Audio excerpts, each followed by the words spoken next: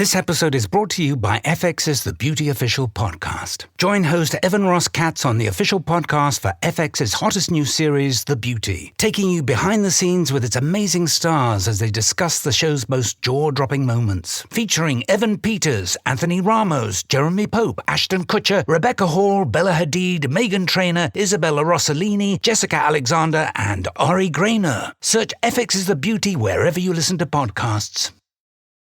Are you a forward thinker? Then you need an HR and finance platform that thinks like you do.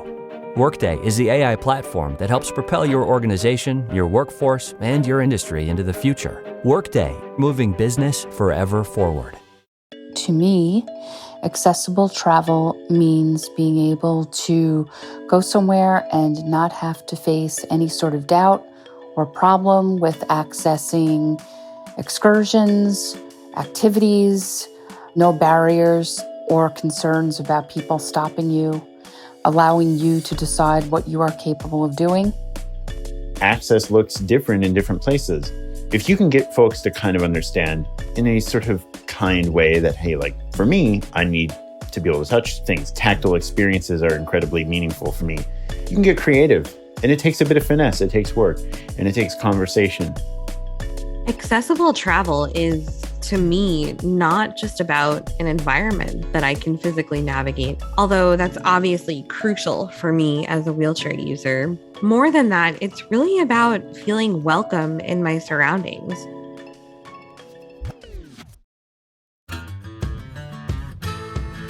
Welcome to Unpacked from Afar. I'm your host, Qudsiya Naqui, and today we'll be unpacking the question, how do we make travel accessible?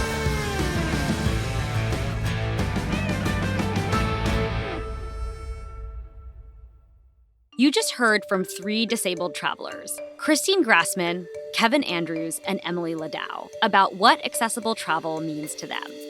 It's about coming into physical spaces that are designed to meet the needs of their bodies and their minds.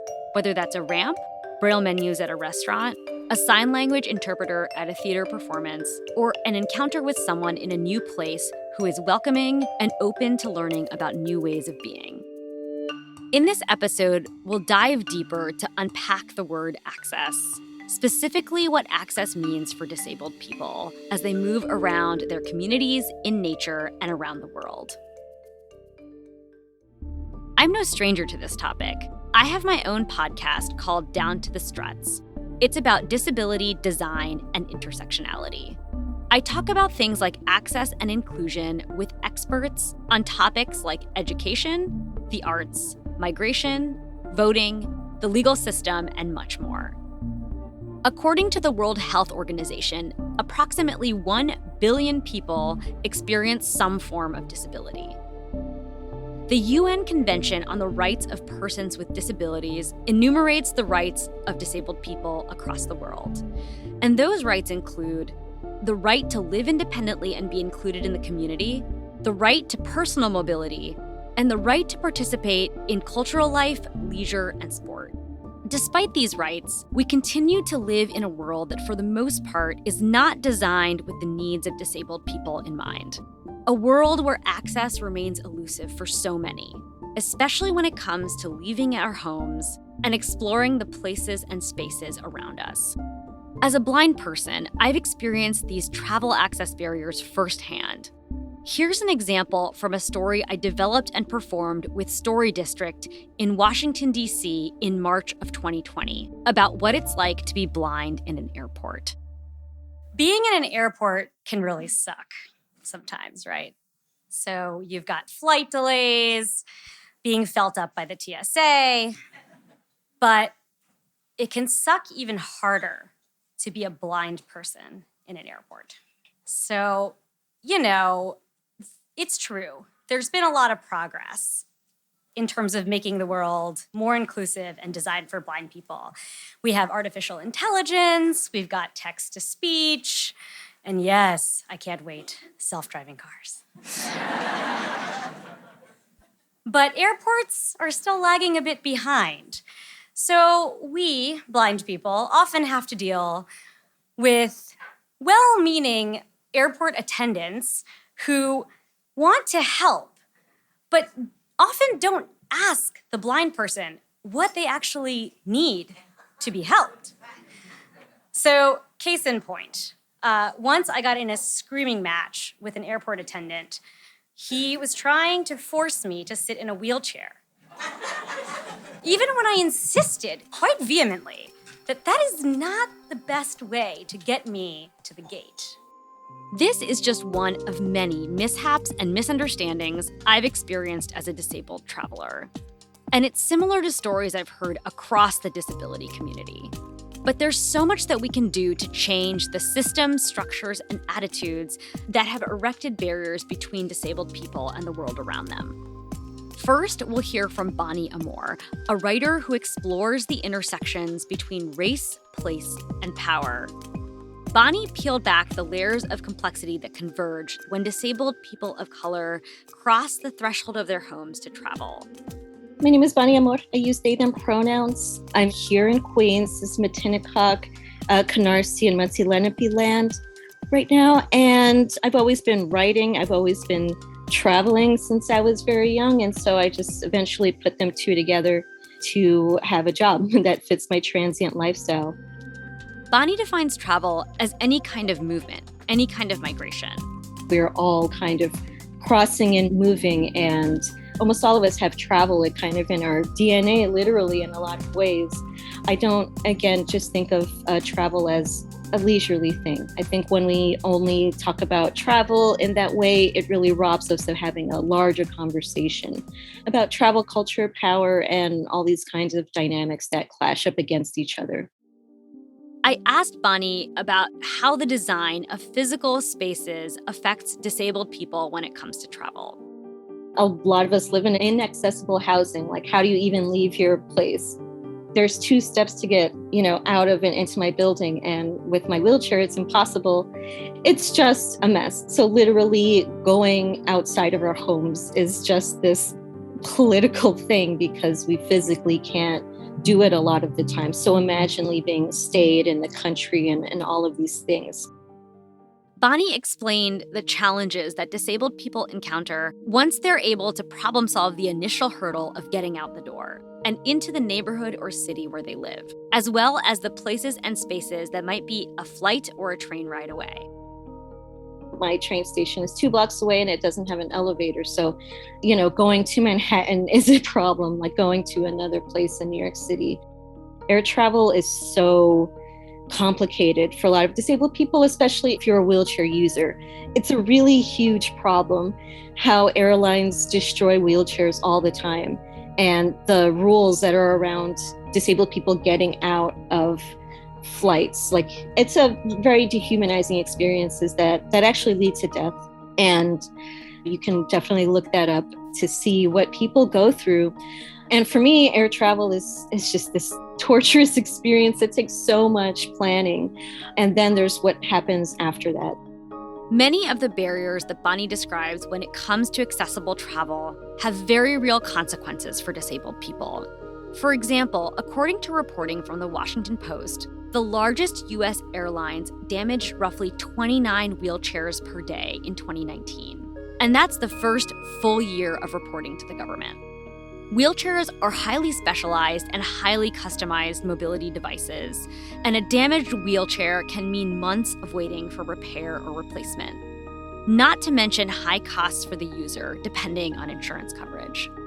Having your wheelchair broken en route could leave you immobilized without a support system in place.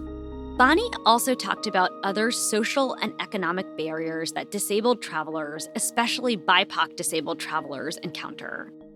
When it comes to affordability, when you're BIPOC, that's just a thing because disability will impoverish you. So it's like most of us are poor. Most of us are on social services, specifically people who are like physically disabled. And, you can lack support, which is a huge thing. The affordability is the biggest thing. So who's getting time off of work? And the fact that a lot of us who are on Medicaid or other social services or SSI or disability can't make a certain amount of money. You only get like a little bit. And if you work or do something, you can get in so much trouble and be kicked off of your insurance. Even getting the funds, if you have that, like, you're not supposed to make enough to be able to travel. Layered on top of these financial challenges are the complexities of being Black, Indigenous people of color and disabled while traveling. Being disabled, you might not communicate yourself in a way that other people want you to, and that could be strange, or maybe you are nonverbal, or maybe the way that people kind of navigate social situations and communication can be from a very able perspective. And just those small things, it really does kind of heighten policing for BIPOC, especially Black people. So really already having problems at the border, you're going to experience more of that oppression trying to get into a place. Even you have so many stories of Latinx people who are from countries who have their citizenship being told at the border, we don't have Black people in Mexico, while your friends, even of the same race, are just being let in. And that's with a US passport. So when I'm talking about entering and leaving countries, all these borders, all these places of transit are where power is really concentrated and stark. You can see, who is in what line, right? And all these things, whose passport allows you to do what. So those are just kind of the ways that some of these things clash with each other and, increase barriers to access to even be able to leave. And when you do, that experience is informed by those different oppressions. When it comes to access, information is power. Knowing what access barriers you might face allows you to be prepared and to creatively problem solve ahead of time.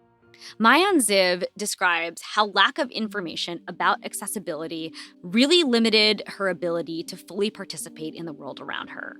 Maayan is the founder and CEO of AccessNow, an app that allows users to share information about the access features of places like restaurants, hotels, museums, and other destinations around the world. Yeah, so I'm based in Toronto. I've kind of lived here throughout my life. I am a power wheelchair user. I have always been someone who loves to travel, someone who's pretty adventurous and loves to see new places. Often when I'm showing up at spaces, whether they be indoor or outdoor, whether they be in my own neighborhood or, halfway around the world, I'm constantly facing barriers when it comes to just being able to access a space with my wheelchair. And, I was studying my master's of digital media at the time and just kind of obsessing over this problem in my own life. And I just asked, why aren't there more resources for people with disabilities? You can get information about hours of operation and, menus and reviews on all different types of things, but yet you really can't easily find information about accessibility. As a blind person, I often find myself hard-pressed to find the accessibility information that I need to plan new experiences. For example, performance spaces often bury information about the availability of audio description on the pages of their websites. And it's not always clear whether a bike shop has tandem bikes available for rent. But Maayan developed a handy solution for those types of problems that we'll talk about in a bit. In the meantime, another important aspect of travel and general well-being is the ability to access the natural world. As an avid runner, tandem cyclist, and rock climber, this is a kind of access that is very close to my heart. That's why I wanted to speak to Erika Rivers. Erika is the executive director of Wilderness Inquiry. They are a nonprofit that offers outdoor adventures for people of all ages, backgrounds, and abilities. My name is Erika Rivers, and I really started my passion for the outdoors as a very young person, and then in my adult life became a conservation biologist. And through my work at the Minnesota Department of Natural Resources, it really became clear to me over my couple of decades of work that people really only conserve what they care about, and they only really care about things that they are connected to in a meaningful way. And so as a conservation biologist, I really changed my perspective and the direction of my work to really focus on making those connections between people and the natural world. In the course of her journey to lead Wilderness Inquiry, Erika was struck by the inequities she observed when it comes to who is able to access nature, and the overwhelming evidence that having this access is a benefit to all. What really also solidified my love of connecting people to the outdoors is really the recognition in recent years that there really is a social justice component to connecting people to the outdoors. There's some 400 different empirical studies now that show the direct health, wellness, and community connectivity properties of outdoor recreation. And so we know that people's lives are frankly better when they spend time outdoors in multiple ways. And when people don't have equitable access to the outdoors, then there's a social justice consequence on the quality of their life.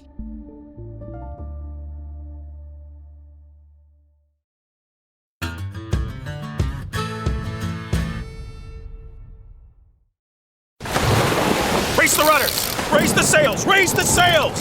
Captain, an unidentified ship is approaching. Over. Roger. Wait, is that an Enterprise sales solution? Reach sales professionals, not professional sailors. With LinkedIn ads, you can target the right people by industry, job title, and more. Start converting your B2B audience today. Spend $250 on your first campaign and get a free $250 credit for the next one. Get started today at linkedin.com/campaign. Terms and conditions apply.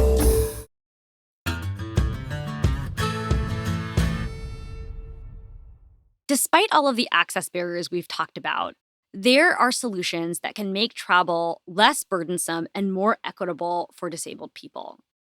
And centering access is more often than not a boon for those who are not disabled as much as it is for those of us with disabilities. I asked Bani Amor for their thoughts about how we can make travel more accessible, and they laid out some of the key questions we should ask ourselves when creating physical spaces or experiences to ensure that we're centering access. In all of your spaces, literally, can people get in? In all of your social media, can people actually read or hear what you're saying? We need to have those image descriptions. We need to have accessibility information on everything. So if you're not thinking about these things, just have it in the front of your mind. Oh, there should be an elevator at this train station. Oh, there should be a ramp into this place. Oh, if the bathroom is not accessible in this event, how can we get a porta potty that is, etc. If you're going to have a travel meetup, like the restaurant itself, can people come in? That is a big thing. And if it's not the case and you bring it up to the owners, like, you can always report ADA violations here in the US. So learn how to do that. That's very important. And it has to be done when it comes to reporting places so they can do better. So we can go into those places. Bani explains how providing access for others can bring about unintended benefits for everyone, even when it's least expected. The thing about accessibility is it always benefits everyone all the time. I'm not hard of hearing or deaf, but I have captions on everything, subtitles on everything. It's just something I need. That's just one thing. Elderly people, pregnant people, you don't know what people are going through. A ramp is just great. Like, why not? Or people could just be tired and there shouldn't be any shame in taking an elevator over steps. Bani also has some great tips for making events accessible. Any kind of event you're going to have, virtual or not, accessibility information on a website or online is extremely important, because we have to reach out to people and be like, does this have ASL? If it's an outdoor kind of retreat, is the ground level when it comes from here to the camping site? Is there a step when it goes into the outhouse? Don't assume, first of all, what accessibility means. And don't assume what disabled people need when it comes to accommodations. And even then, a lot of people don't know exactly what it is, how many inches a person needs in a bathroom to be able to do a full turn in a wheelchair, and bigger for power chairs. Always, it comes to hiring people, have someone on your team that's disabled, or, contract someone to be like, hey, just give us a training on just like all this stuff, because it can be a lot to do. I'm disabled in specific ways. That doesn't mean that I know what everyone needs, and you're always learning. When it comes to able people, it's really important for you to inquire as to access. Even if you don't have that need and you're going to a hotel, or you're going to a restaurant, or you're going to an event, just ask them, okay, are you going to have that? Are you going to have this? And you should put this up. As I mentioned earlier, Maayan Ziv developed an app to address some of the challenges that Bani described. I asked her about how the app works and how it's raised public consciousness about accessibility. AccessNow is a mobile app and website that allows any person to search for a restaurant, a store, a hotel, a park, any location really that you might find on a map, and discover information about the accessibility of that space. We've got tags that cover things like automatic doors, elevators, ramps. We also have tags that cover things like lighting levels and sound levels, and whether there are digital menus or braille options, whether or not you can show up with your guide dog and actually be welcomed as opposed to asked to leave, or all of the things that different people who have voiced their opinions on the platform have said matter to them. And so really, the power of AccessNow comes from the collective power of the crowd. As the AccessNow user base grows, Maayan notes some new twists in how it's being used, and what that might mean in terms of how we think about access and disability. AccessNow initially was inspired by my own experience as a wheelchair user.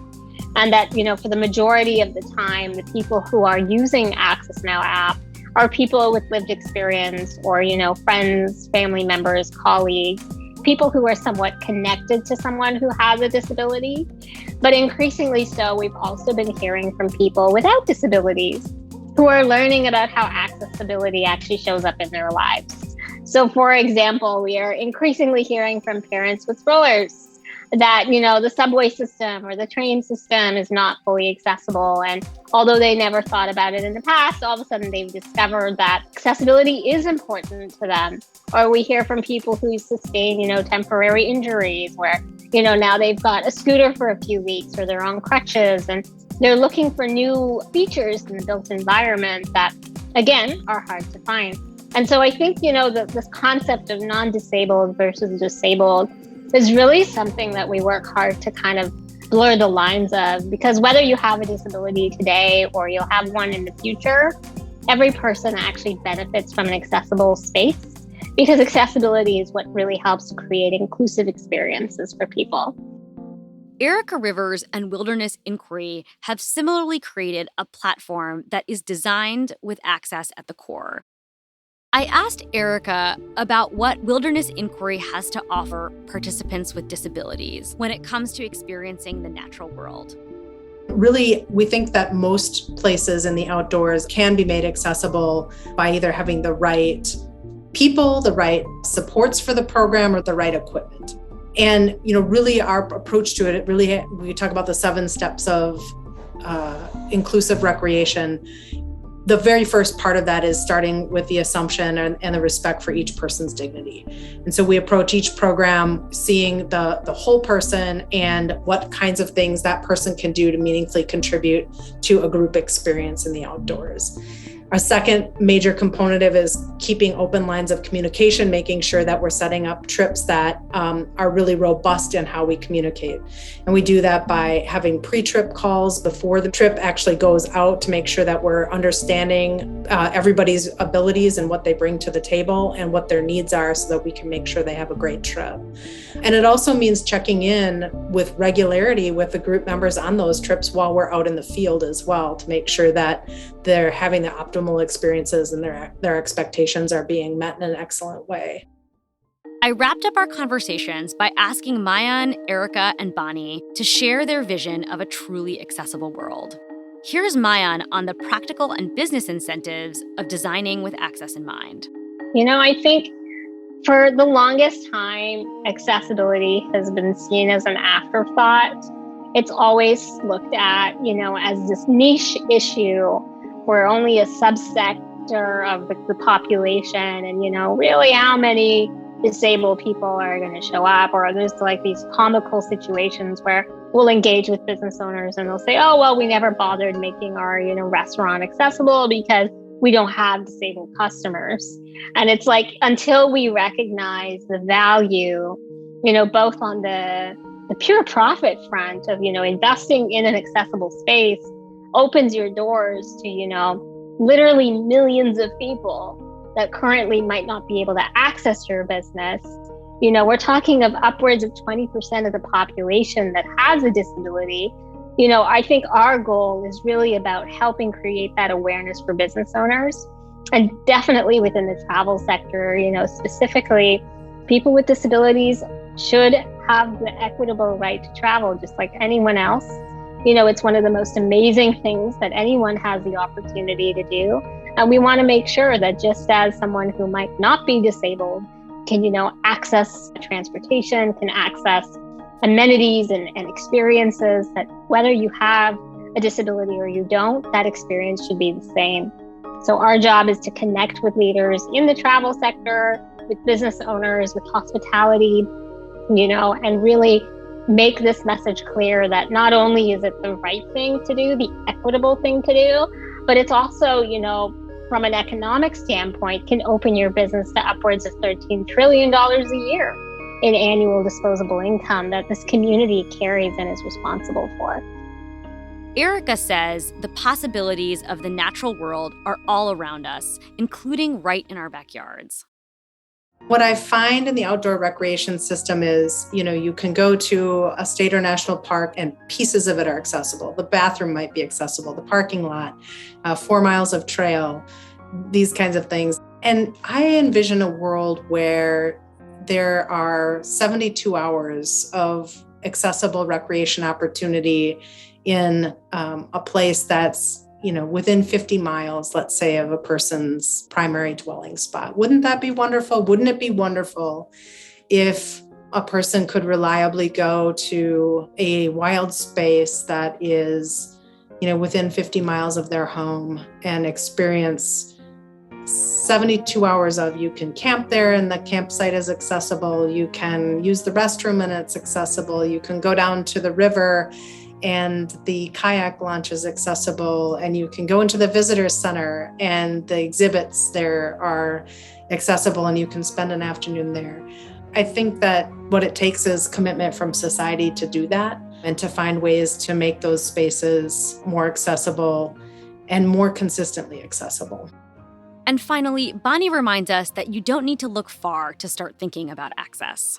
Just like increasing access and equality really in movement across the world for any marginalized community, it starts at home. We don't need to start thinking about these things when we leave, because like I said, whenever we leave the home, we're traveling, especially for disabled people, it's very complicated and there's so much that you need to take into account. So it has to start at home. Do you remember Kevin and Emily, the disabled travelers from the top of our episode? I want to leave you with their final thoughts on access and travel. People have vastly different experiences with disability, from, all the way to no experience at all. You couple that with, people of different cultures, different backgrounds, maybe those for whom English is not their first language. So it's a sort of complex intersection. And I think really just meeting those folks where they are and understanding and showing kind of your level of humanity, that hey, I'm a blind person, but I'm a person with thoughts, hopes, dreams, a job, whatever. So if you can connect with people on a human level, I think that's really, really important. Sure, stairs pose an obvious obstacle, but unaccommodating attitudes are actually an even bigger source of inaccessibility. And it's always immediately clear to me when someone doesn't want me in their establishment, or when locals are somehow unsettled by my presence. And I strongly believe that we can change this by shifting perceptions of disability, by educating about disability, and by increasing understanding of disability as part of what makes someone who they are, what makes any traveler who they are. And that would be an immense source of progress in creating a more accessible travel industry and really a more accessible world wherever people may want to go. We've learned so much from the wisdom that Christine, Kevin, Emily, Bani, Maayan, and Erika have shared about access and all of its contours. Here are a few key takeaways. Remember that race, place, and power affect access, especially for disabled people of color. And keep that in mind as you encounter people of all backgrounds and abilities in your travels. Conversation and kindness can help us be more open to understanding the access needs of those around us. Access isn't just about modifying the built environment. It's about making disabled people feel welcome and included in a space. Listen to disabled people who are the experts of their own needs and experiences, and challenge your assumptions of what is possible when we create access to places and spaces. Become an advocate for access. When you go to a new place or attend an event, ask about the accessibility features. If you don't see a ramp, demand that one be installed. You can even report what you find in the AccessNow app. Learn more about disability experiences through media and culture. The Disability Visibility Project created by Alice Wong is a great place to start. You can find blog posts and interviews with members of the disability community at disabilityvisibilityproject.org. Thanks so much for joining me on this episode of Unpacked. You can learn more about me and the Down to the Struts team at downtothestruts.com. Also, check out the links in our show notes to learn more about our guests and their important work. Special thanks to Story District in Washington, D.C. for permission to share original audio from their March 2020 show, She Comes First. You can learn more about Story District by visiting storydistrict.org. Ready for more unpacking? Visit Afar and be sure to follow Unpacked on Instagram and Twitter. The magazine is at Afar Media. If you enjoyed today's exploration, I hope you'll come back for more great stories. Subscribing makes this easy. You can find Unpacked on Apple Podcasts, Spotify, or your favorite podcast platform. And be sure to rate and review the show. It helps other travelers find it. This has been Unpacked, a production of Afar Media and Boom Integrated. The podcast is produced by Aislinn Green, Adrian Glover, and Robin Lai. Post-production by John Marshall Media staff, Jen Grossman, and Clint Rhodes. Music composition by Alan Koresha. And remember, the world is complicated. Being an ethical traveler doesn't have to be.